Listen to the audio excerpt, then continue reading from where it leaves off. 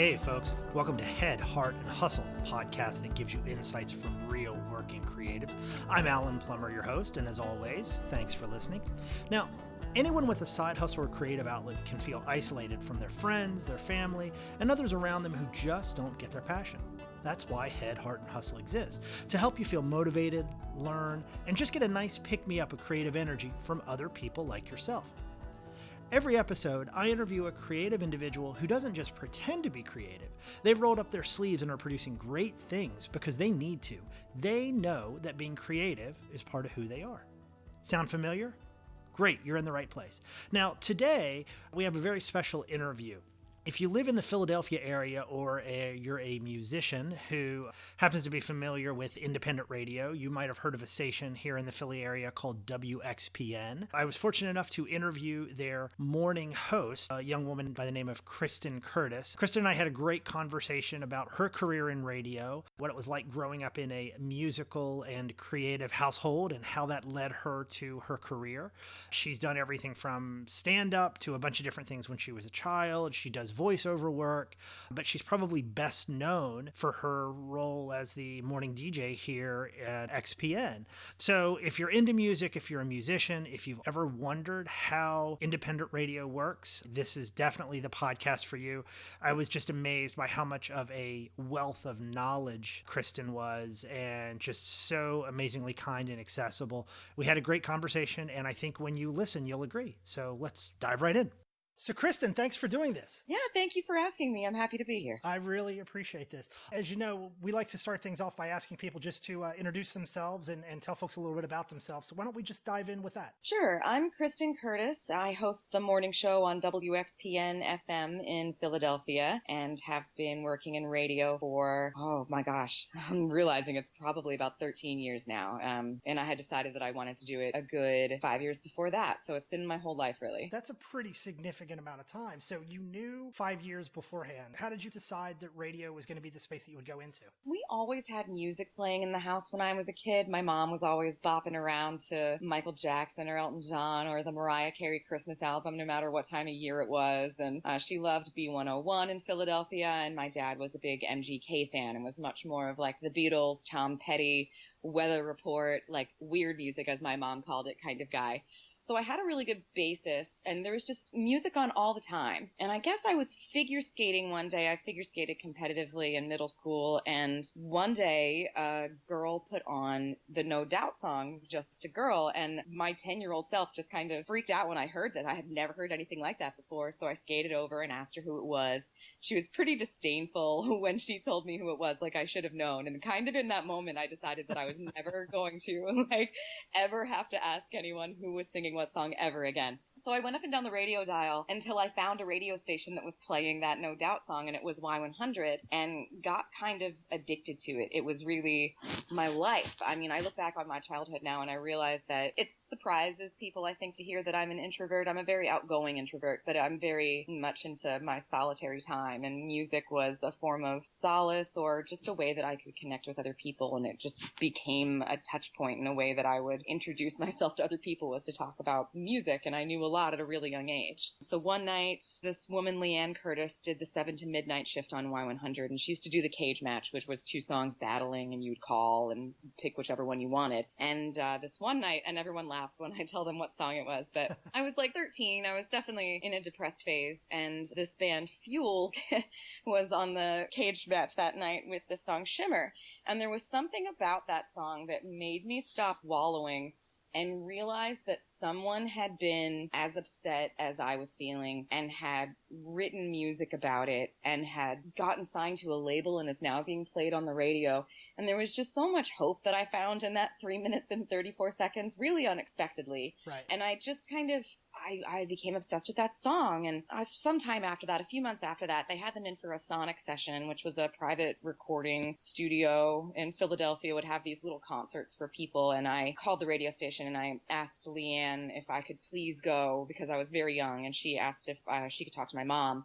And my mom said yes. And I got to go to my first concert when I was 13 and hear this whole album's worth of songs. It was really an experience. And in that moment when I was 13, I decided that that was what I wanted to do. I wanted to help artists that were talented and deserving get the exposure that they deserved, and also help people who used music the way that I did in my life connect with those artists and help them connect each other, really. So, yeah. That's great. So you grew up in a household of music. I certainly did as well. Were you ever a performer, or were you just surrounded by music and that's how you gravitated towards it? Oh, yeah, I sing. I still sing. And I was in 3 different choirs at one point in high school. The first instrument I played was clarinet. I did that in band for a few years, and then I took guitar for a few years. And I've taken piano lessons and music theory lessons, but I think that taking the music theory actually ended up making it more difficult to write music. Like, it created these boxes that I had a hard time getting out of. And there's just something about, like, if I force myself to practice every night, I know that I would be a lot better at guitar and piano, but singing just comes easy. So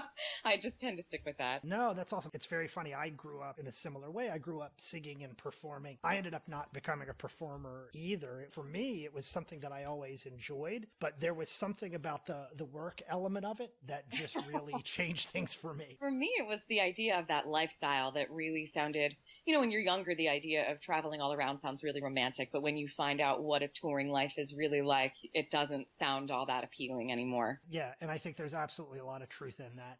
You talked a little bit about being an outgoing introvert. I'm paraphrasing here, but kind of the introvert and the ability to turn that on and off, which I think actually makes a lot of sense. I think there's a lot of people that are like that in any kind of performance, and that's really what it is, because the bottom line is, no matter how you feel in the morning, if it's a weekday, you get up and you go to work and you put on your personas, and people do that no matter what, right? Performers do that when they're on stage. Even professionals do that at the office. So it doesn't surprise me at all that I think there's that sense of balance that you need. Is there a sense of recharging? I think, because even for me, as someone who works with creatives, I've come home and certainly just feel like tapped out just from being on. Absolutely. That's such a good insight there. And believe it or not, recharging for me means total silence.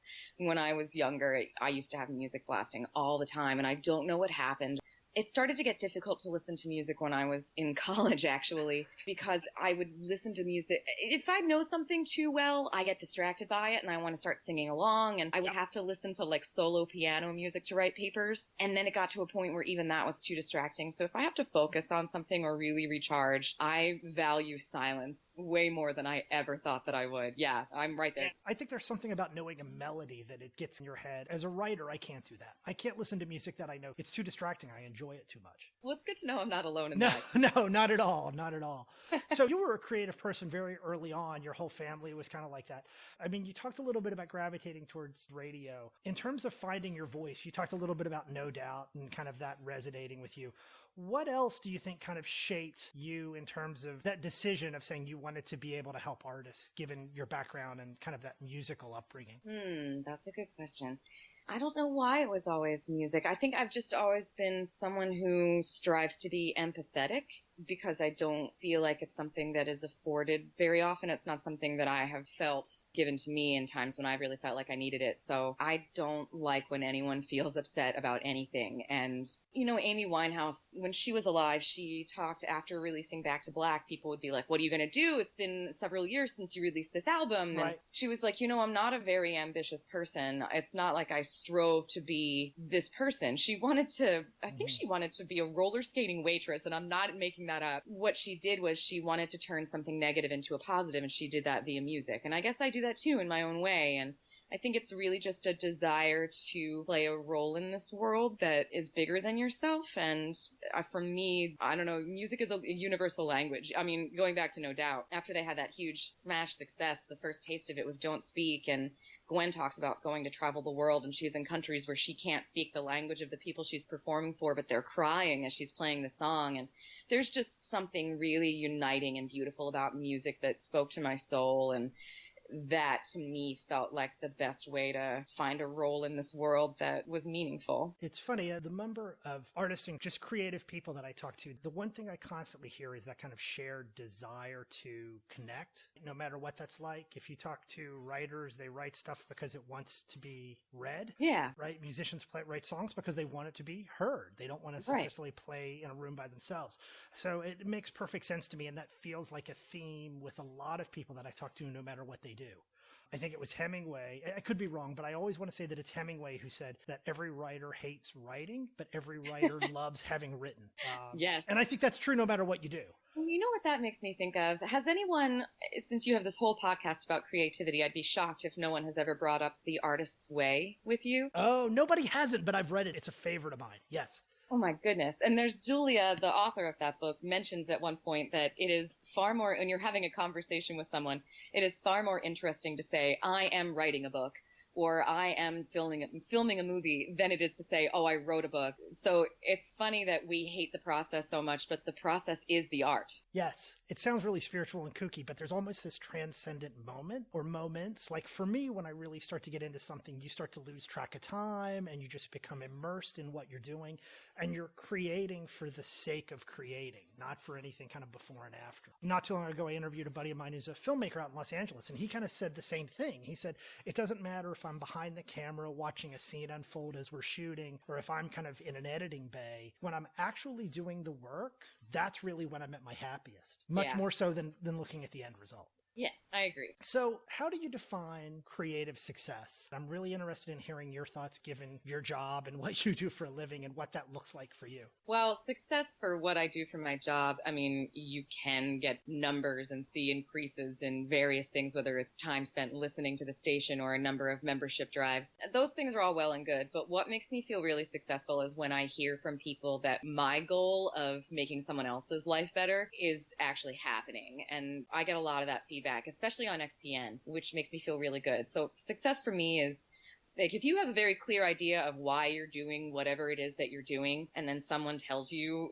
that you're doing that thing and that it's good, that to me is success. I know you get some of that feedback as well, not even in just the comments, but you have this other suite of responsibilities, I think, as kind of one of the on-air hosts, right? Whether or not it's the music festivals or the social media elements, the other things that are going on, you definitely have that. In the world of social media, I call it almost this feedback loop, where you have this kind of idea of how people are reacting and engaging with what you're doing in the moment. Yeah, social media is huge, and I'm much more on Twitter than I am on Facebook. It's funny how much more contact you have with, I don't know, maybe that's not accurate. About the two. So I'll tell you my dirty little secret as somebody who does social media for a living. A lot of people that I know that make a living in that space have much deeper connections with people on Twitter than they do on Facebook. Really? Yes. Facebook has become, I think, and this is my own opinion, my own bias, but I think Facebook has become kind of that necessary presence that we create. It's almost like a resume or something for your personal life where you're showing how great things are.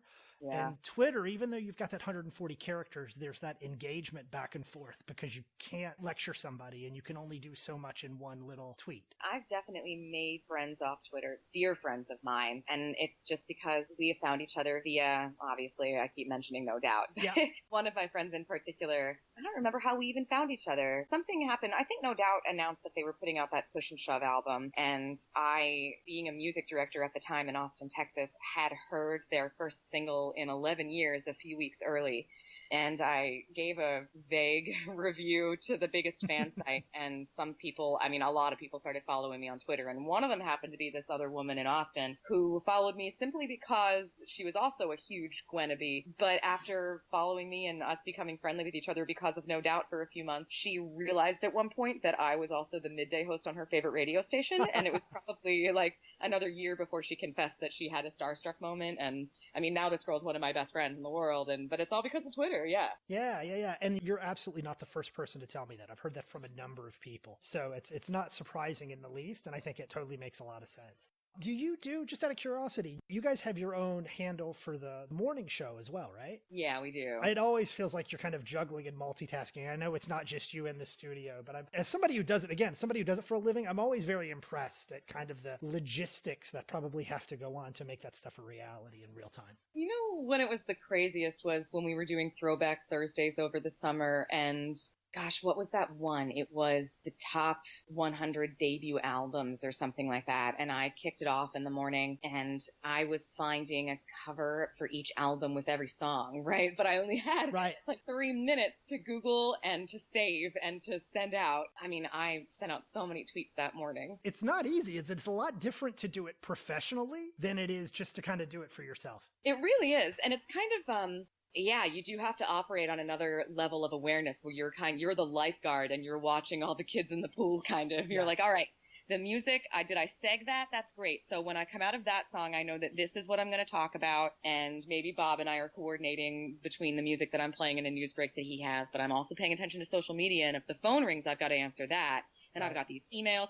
Often I forget to open Outlook email in the studio. That is the one that I forget. And I'm like, oh, crap. It's like 8, and I've got emails from people at 6:30 being like, could you play that new one from The Head and the Heart? I'm like, sorry. There's probably something subconscious there. I think if everybody in the country could ignore Outlook and email, we probably would. So, and that's nothing against your listeners. I would love to be able to ignore my email for 2 or 3 hours a day. I'm totally with you. I'm just curious. So as you guys are building out your song list for each morning, what's that process like for you? Because I think there would be a lot of fun in that, but I could also see how there might be some challenges again in keeping it fresh, and how do you rotate things, and how do you make selection? Because that is a bit, I don't know if it's like being a DJ, but there is some creative elements to that, right? Oh, definitely. And how easy it comes to you, it's kind of like singing. Sometimes it's remarkably easier to sing when I'm hydrated. So it's really like, have I taken care of myself? Did I go to bed at a decent time last night? And that kind of, whether I realize it or not, probably affects the music more than I think it does.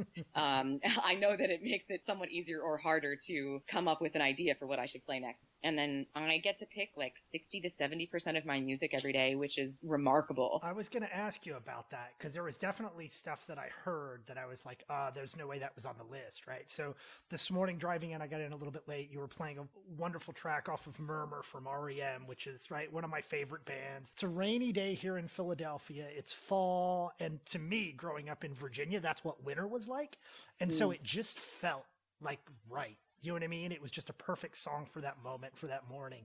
And so hearing you describe this, and I apologize for interrupting, but hearing you describe that, I'm like, yeah, that's a perfect example of just having this ability to just pick, I think, what fits that moment or what fits that morning. Right. And there are so many albums that fit moods like that. And that is one of the things I use to inspire whatever song selections I should be making or song combinations. For instance, about 10 years ago, I was living in Boston, and I had just graduated from college, and all of my friends had dispersed throughout the country, and I was still living there. I was a little lonely. I hadn't gotten my first full-time job in Spokane yet. And I found this Irish singer-songwriter named Fionn Regan, and it's this really skeletal, finger-picking style of guitar playing. He's very inspired by Nick Drake, Damien Rice, and Bob Dylan. And it is so, you can feel the wind blowing through trees that are losing leaves as you're listening to this music. And you're like, yeah, so I know exactly what you mean. And that is sometimes... Somebody asked for Summer Breeze 2 days ago. It's November 27th. No, I'm not playing that song. I'm sorry. Well, at least it wasn't Jimmy Buffett. Right. It wasn't Margaritaville, yeah. But there are certain songs that you're kind of like, nah, it's just not the right time of year for that. So that is one thing. Right. Other things that inform my choices are birthdays of artists, concerts that are in town, and I do those music history posts. So one of the things they teach you in radio is that each time you come up or you open the mic to have a break, you only want one thing that you're talking about, really. And it's important to make sure that you don't overload your listeners with stuff, right? So even if I have a set and I'm back selling the last 3 songs and telling you what I played, only one of those can be something that I'm going to expound on. So sometimes that's the birthday, sometimes it's a music history note, so I can go a little bit into history and be like, I found this video, go check it out. But then there are times when I've covered all the birthdays, no one's in town. And then when I'm not using one of those things to inform what I should be playing, it's much more based on what would make a really good seg. So one of my favorites was playing the Glenn Miller Orchestra into a new J.D. McPherson song. And the Glenn Miller song ended with a loud snare beat, which is exactly how the J.D. McPherson song started. And I just lined up, and it was seamless, and it sounded so good. That's awesome. Yeah. Or I played a Shin song, I forget which one it is right now, but it ends with some bells, and then I pulled in The Colts Go Outside, and because that starts with some bells, and just seamless blending is fun. or any excuse I can have to play something that's a little bit surprising. Like if I'm playing Nora Jones, I know I can play a jazz artist. I've been playing like Benny Goodman and Louis Prima lately next to her. Yeah. And I'm trying, there's a balance I'm trying to keep too. Particularly recently, I've been trying to make sure that I am representing women and minorities in the playlist. I want to make sure that I'm supporting everyone equally. I want to make sure that I am hitting up not only different genres, but also different eras. It's a lot of balance. And every once in a while I'll look and be like, crap, that was a really singer-songwritery kind of hour. But so it's, again, kind of like balancing social media and the phone and the music. The music itself is something that I'm kind of doing on the fly, taking requests. Yeah. That's definitely something I'm doing in the moment. And there have been those moments when I'm like, I have 35 seconds left and I haven't picked a song yet. What do I do? Yeah. And I think it's probably nice to be able to be somewhere like XPN where you have some of that freedom to mix it up a little bit versus some of the more commercial stations where you definitely have that set playlist. I can completely imagine that giving you some freedom, but also, yeah, with that freedom comes a little bit of ability to have to kind of manage that. Right. Like a dream, frankly. Yeah. Yeah. I mean, radio, there are a lot of industries in 21st century that are suffering from the advancements of technology, and, radio, the automation that became possible and the syndication is definitely a shrinking job market. And it just kind of got to this point where I was really discouraged, and a lot of programmers, specifically in commercial AAA, play it far too safe, I think. And the biggest indicator of that to me was I felt stifled when I was in Austin. The 3 songs that I tell people that I really wanted to play that my bosses would not let me play not until I had begged for 6 months. One of them was Family of the Year, Hero, which doesn't sound like a big hit, but ended up being the theme to Boyhood because somebody heard it on KGSR in Austin. I was told that way. Yeah. And I had to fight for that song.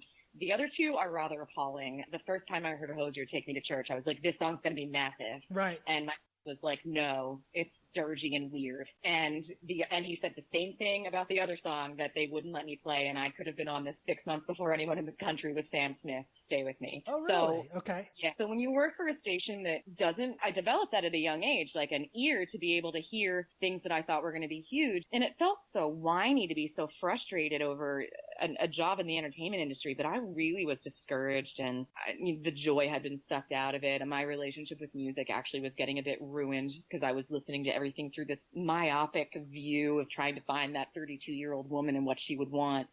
That when Bruce reached out to me and was like, hey, any interest in coming home? I was like, are you kidding me? I was really thinking about getting out and being a music supervisor for film and television because I thought, well, at least I can pick something obscure that's going to fit the mood of this scene, or maybe I'll make playlists for restaurants, or I don't even know. But I mean, yeah. And it's funny because you're the first person I've talked to who's talked about the downside of some of this. So it's funny when I talk to a lot of different artists, they're filmmakers or some musicians and other just writers and everything. We spend a lot of time talking about how mass media is dying. And you have the impact of the internet. Whereas, right, in my world, it used to be that you had to write a book and you had to pitch your book and find a traditional publisher. And now you can kind of e-publish and make your stuff available through Amazon, right? And bands have always made their own CDs and toured and sold albums. And even with film now, being able to release films in ways that you want to be able to through the internet versus relying on Sundance, even that you had 15 or 20 years ago. For a lot of artists, that democratization of media has really been liberating because you can be successful with a really small audience. And what I'm hearing you say is that in the world of radio, it's actually quite different. It's, if anything, it's the opposite of that. I have a pretty strong opinion that this is probably the first time I've said it really publicly, but the older you get, okay, there's so many things I want to say right now. There's a book called This Is Your Brain on Music. And one of the things this book talks about is that when we are 13, like the age that I decided I wanted to get into radio, the state of development that our brains are in are particularly drawn to things like music. And as you reach 25 and things kind of start to be finalized, the sense of discovery goes away. And I think you can see that with a lot of people. They stop paying attention to what's being released, whether it's music or films or books. They're kind of like, nope, I'm good with what I know and what I love. Absolutely. Yep. So I think that radio fills an important role for people in pop and country radio. I mean, there's so many different formats, right? And so when I talk about it being a bad thing, I'm specifically talking about commercial AAA, which is adult album alternative, which is a weird little format of radio that each city is different. Like KGSR in Austin is completely different from XRT in Chicago or KFOG in San Francisco or KBCO in Boulder. They're all different because the point of AAA is to be more reflective of the city that they're in, whereas like Top 40 or Hot AC, it's probably going to be the same no matter where you go. Right. Now, my argument is that if you're going to be owned by a corporation for commercial AAA, there is an inherent contradiction to the goals of AAA radio. If you want to reflect your community and play local artists, and this is someone who has worked in 3 commercial AAA stations and been in cities, specifically in Austin, where we also had a non-commercial AAA KUTX. And now that I'm here at XPN, I mean, I, again, felt so stranglehold in Austin. And then to come here and have my boss trust me to the point that I just talked about this artist with him this morning because we were talking about our best of 2016 lists. And there's an artist that I know the station wanted to put more support behind, but there's always an overwhelming amount of great music, and unfortunately artists get squeezed out. And one that I really wanted to support was Robert Ellis. And I know Bruce loved the record. We never ended up getting on it. But whenever, Mike laid that scheduler out, every once in a while, I'll get a slot where I'm like, oh, I can pick a new song that I want to play. And I played Robert somewhat often since June. And he was like, and I love that you do that. Like, Bruce was over the moon about the fact. He was like, I think that's why people come to XPN, because they know that each of the DJs is real and passionate and is going to support the artist that they really love. And so, yeah, I mean, and just let non-commercial stations that are owned by universities that are fulfilling the mission statement just do their thing. Yeah. Well, yeah. And so this is going to sound like a commercial, but as somebody who listens to the station pretty religiously, I think you're absolutely right. I mean, part of what I expect when I listen to you guys, and not just your show in the mornings, but the station in general, is I want to hear things and get exposure and introductions to new music that I'm not going to get otherwise. Because you're absolutely right? It's really easy to kind of, it's like wearing, a comfortable pair of jeans and T-shirts every day. Right. Wow, that's a really bad analogy. I probably should have picked something else. But, my point is that, right, you always go for your favorites because it's comfortable and because it's easy. But it also doesn't help you grow and evolve in terms of creativity and in terms of art, right? It's like going to a museum and seeing the same paintings all the time because that's what you're used to. Right. So what is the most surprising thing that you discovered when you started working in radio that most people probably, who are listeners, probably don't know? Well, again, this isn't the case at XPN, but I really think that most people think no matter what station they're listening to, that the DJs are actually picking the music. And the only places where the DJs are actually picking the music is non-commercial radio. Like any Top 40, Hot AC, rhythmic alternative, whatever it is, those are all playlists. And I don't know exactly when it started, but people are not really live a lot of times. And again, that's not the case at XPN. But when I think about my job in Boston, where they needed to have me sit there overnight and run the board from 11 p.m. to like 6 a.m. because their automation hadn't come to Boston yet. But then I got to Spokane. It was so bizarre to me when I got to Spokane that everything was pre-recorded in this small city as compared to this massive town of Boston, So, yeah, I think it surprises a lot of people. Go ahead, sorry. Oh, especially a lot of people who listen to Top 40 who are like, oh, can you play that new Katy Perry song?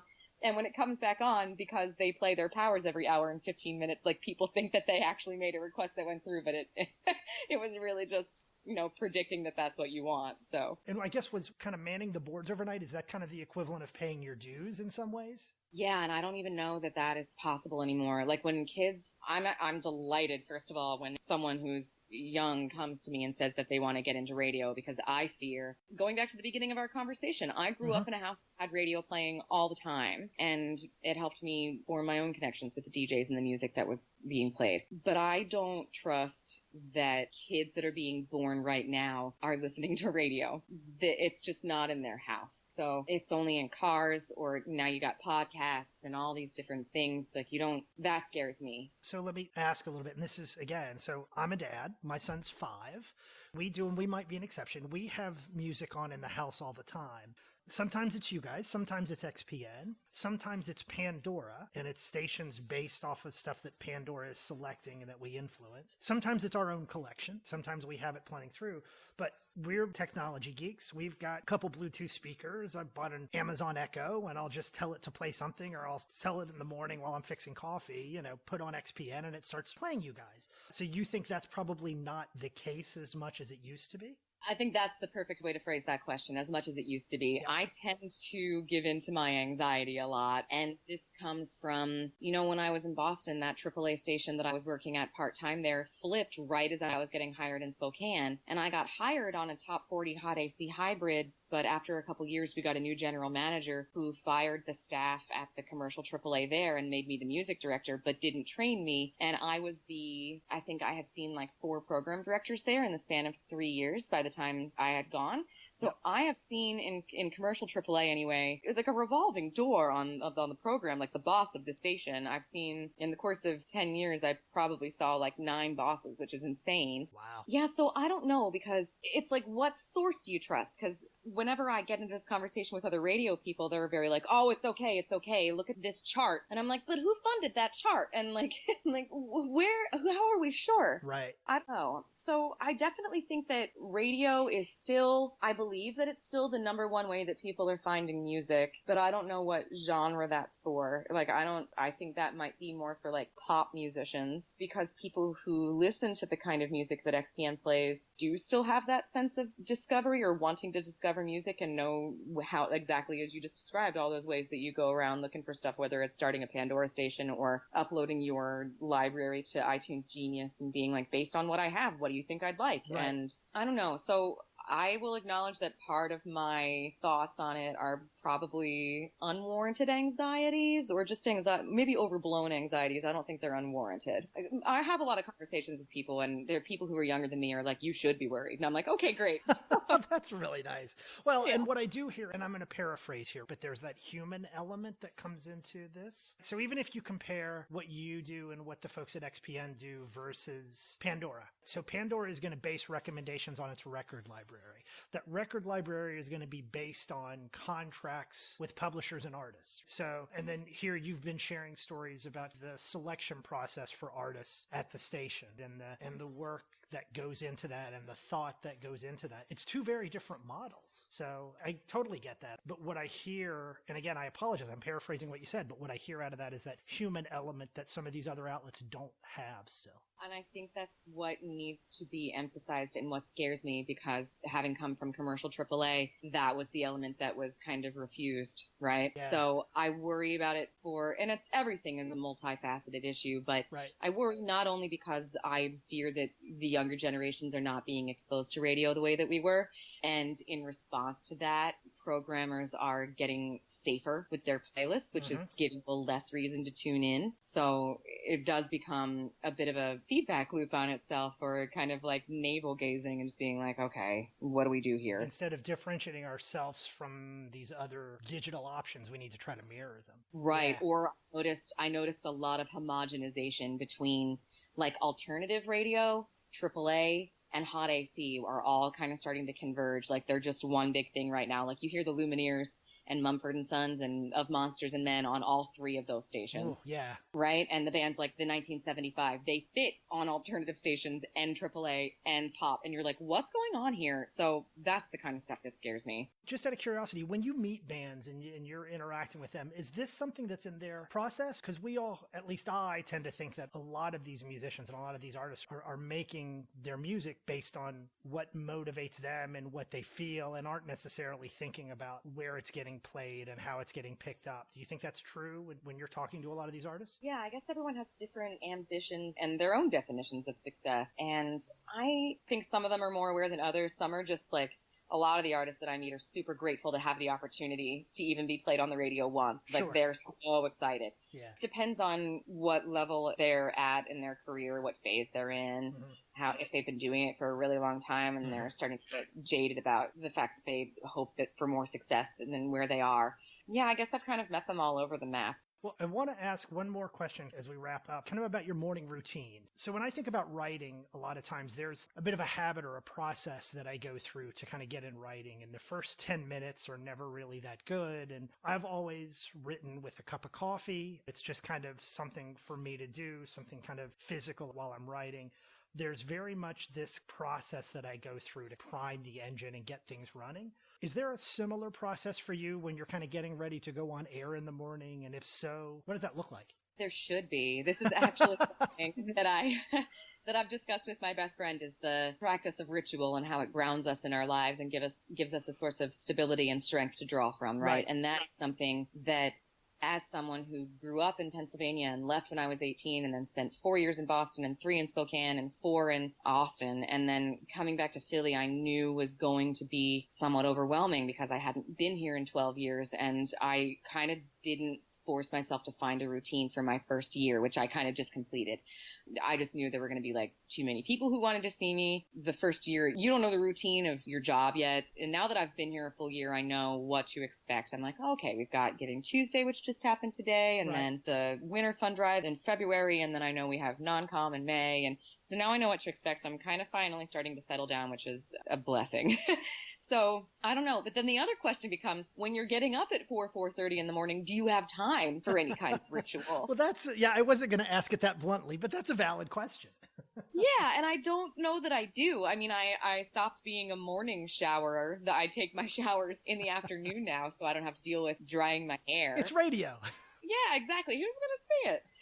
But it's really just like, so my routine right now is the alarm goes off at 4, and then I hit snooze, and actually I just turned off because I have another alarm set for like a half hour later. Yeah, right. Like lay there until 4:30 or so, and then I get up and get myself together, hug my boyfriend goodbye, drive that same route to work, and then I get my headphones. I guess my routine is making sure that everything is actually ready. There's a practice called zeroing out the board, which means there is a default setting in the studio. And a lot of people are not courteous enough to zero out the board when they leave. So I often, when I first get in there, I have to be like, okay, is this pod actually programmed for Bob's studio? Like when I turn this on, is it actually going to route to Bob's studio? Has like email, there's stuff kind of strewn all over the studio. So I guess part of my routine is to get everything where I want it and where I know that it's supposed to be, and to make sure that everything is working. And we put the station in bypass overnight, and I have to take it out of bypass and set the system right. And I have to check the commercials. I don't even know. Commercials is not the right word. Since I brought that word up, there is a distinct difference between what we air on XPN and a commercial. What we have is underwriting, which is different from a commercial in that underwriting has no call to action. So we can't tell people to do anything. Right. We can only give information. And also they're only like 25 seconds long, and there's no music. So I think commercial was just like a Freudian slip. I still call them that. We call them spots. But anyway, I have to go through the entire 4 hours and make sure that all of the underwriting or promos that are supposed to be airing have been recorded, and make sure that the ones that are scheduled are actually the ones that are in the system. So I guess it's a lot of just system, like I'm a pilot basically, just checking everything in the cockpit, making sure it's all good to go. Well, and that makes sense. There's probably some time there for you to kind of go through all those steps. And if it were me, I know that would add a little extra layer of security, because you talked earlier about, right, if you've got 30 seconds and you haven't picked out the next song, right, you don't want the extra stress of worrying about everything kind of working as it should. Exactly. So last question for you. What advice would you give yourself as like a 12 or 13-year-old girl? Or what advice would you give to other people who are pursuing or trying to figure out their own kind of creative outlets in their life? For other people, I would recommend journaling, and that comes from The Artist's Way. I mean, when you read that book and you do those morning pages, I mean, that book is incredible. I bought it when I was 18. I wish I had bought it earlier. Maybe that's the advice I would have given myself. And I tried to do it so many times while I was in college, but maybe I shouldn't have bought it when I was 13, because there's certain things that didn't really... I would get stuck on the money chapter when I was in college, because money was a huge problem, and it was the first thing that I could use as a real legitimate excuse for why I couldn't actually pursue my creative interests. And then after I got out of college and I got my first full-time job when I was in Spokane, I mean, I can't tell you how many times I tried to do this book. I would get stuck on the anger week 6.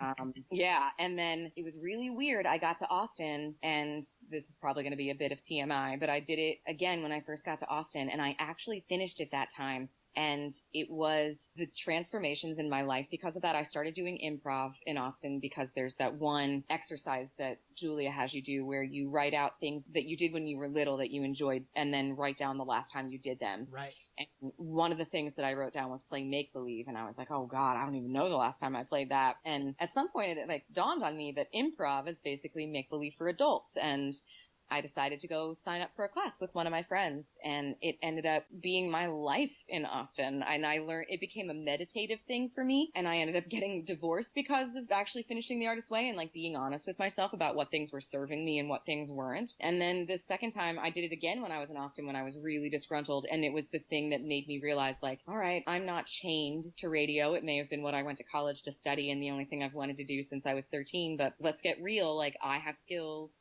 that will fit into other jobs. And that was when I started to realize that I could do voiceover and I could go be a music supervisor and I could make playlists and I could be an extra in movies and kind of quilt a little life together. So to everyone else, I'm read this book and do the morning pages because you really work through a lot of stuff when you're writing those. And I think there's a significant power in just kind of putting that stuff down on paper. Absolutely. But yeah, I've gone through that book multiple times. That and Bird by Bird, Anne Lamont's kind of I don't know that one. kind of writing. Oh, that's a good one too. Bird by Bird. Okay, I'll check it out. Bird by Bird, really good. And I guess my advice to myself, and I still struggle with this, is learning to keep a separation between myself and the rest of the world and not being so influenced or affected by negativity and not being so motivated by the feedback that you're getting and having more faith in yourself that you are doing good things and you're talented and to not let yourself get held back. Yeah, I think that's the thing that I would have told myself at a younger age. If I had maybe believed it at a younger age, it wouldn't be something I'm still struggling with, Yeah, One of the things I've always learned to say as I've gotten older and wiser is to remind myself that nobody gives you permission. And the flip side of that is that people only have as much impact as you let them. It's funny when you talk about the frustrations and dealing with a lot of that stuff. I have to remind myself that anything that's worthwhile that involves creativity has to come out of some kind of conflict. I talked to a friend of mine who's a television writer, and she likes to joke that nobody wants to watch a TV show where everything's happy and fine. Films don't get made because life is perfect. That's not a story. And I'm a firm believer in that. I think anything worth creating and worth doing requires some kind of passion and requires some kind of fire behind it. And that doesn't exist without some sort of conflict or dissatisfaction. So for me, as a creative person, I'm worried if I don't have that or at some level of that in my life. Which is something else that Julia talks about a bit in The Artist's Way, doesn't she? Yeah, absolutely. You shouldn't try to squash all that, nor could you, even if you wanted to. Yeah. Well, Kristen, this has been great. I feel like we didn't even touch on so much stuff. I didn't know you did improv. I say that like I knew a lot about you beforehand, which of course I didn't. But I know you've done some voiceover work, and we didn't even touch on that. All these side projects that you've got going on top of your work in radio, and we didn't even touch on those. But this has been wonderful. I really appreciate it. Yeah, thank you for having me, Alan. I enjoyed our conversation today. Thank you. And if you could just really quickly, as we wrap up, mention to people if they're interested in hearing you and after all the music talk that we've had, where they can find you and how they might be able to reach out if they're interested. Yeah, so we stream online. You can listen to us anywhere in the whole world at xpn.org. We also have a free app that you can find on Android or Apple phones. You can also email me, kkurtis@xpn.org, and I spell Curtis with a K, so it's KKURTIS @xpn.org. And basically, Kristen Kurtis, Kristen with an EN is kind of my handle everywhere. So I'm on Twitter @Kristen Kurtis. If you find me on Facebook, it's KRISTENKURTIS, and I'm on all those things. Thank you so much. Well, this has been wonderful. You're the first person I've had in radio. It's been enlightening for me. It's not a space that I've known about. But this has been a really enjoyable conversation, so I really appreciate it. I appreciate it too. Thank you so much, Alan. Thank you, Kristen. Have a good one. I'll talk to you soon. All right. Big thank you to Kristen Kurtis for doing that interview. I was really excited when she agreed to chat with me. I'm a huge fan of XPN, and she, as you can tell, is just such an amazing wealth of information around music. It was just really enjoyable to chat with her and kind of hear all of the things that she knows and has experienced in the world of music. So thank you again, Kristen. I really appreciate it. You can find her on Twitter at Kristen Kurtis, and that's Kristen with an E, Kurtis, Kurtis at Twitter. So check her out. If you'd like the interview, give her a shout and let her know. If you like the episode, do us a favor and rate us or write a review on iTunes. In fact, if you email me a screenshot of your review with your name and address, I'll send you a few stickers as my way of saying thanks. You can also get email updates from us, which I'll admit are fairly inconsistent depending on how busy my life gets. To do that, you can sign up at headheartandhustle.com/newsletter. You can also find us on the web at headheartandhustle.com, as well as social media. We're on Twitter at headhearthustle, that's no E. We're on Facebook, we're on Instagram, even LinkedIn and Google, so you've got plenty of ways to reach out and get in touch with us. Our logo was created by Meg Shear, and if you're really digging it, you can check out her other work on Society 6. Just search for her name. The music you hear each episode was written and performed by the band Starch to Sugar. You can find them at starchtossugar.com or on Facebook. Lastly, if you're interested in being interviewed for a future episode, drop me a line. You can email me at headheartandhustle@gmail.com. As always, thank you for listening, and go create something.